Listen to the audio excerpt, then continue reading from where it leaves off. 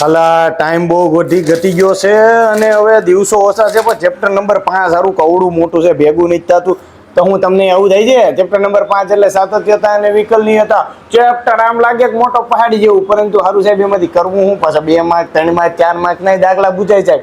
તો હવે આની માટે કંઈક મળી જાય ને તો મજા પડી જાય. એવું થાય છે ને, આચું બોલ થાય તાતું જોઈ લ્યા. બરાબર, ચલો ચાલુ હું તને કહી દઉં કે એની માટે શું કરવાનું છે. કે ચેપ્ટર નંબર 5 સાતત્યતા અને વિકલનીયતા છે.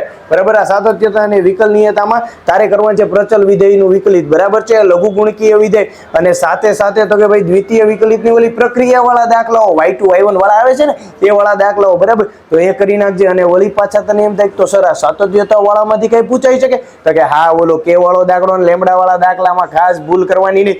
એવા દાખલાઓ એટલે કે ભાઈ કે અને લેમડા અજ્ઞાત છે એવા વાળા દાખલા પણ હશે. એટલે આ હતા ચેપ્ટર નંબર 5 માટે IMP.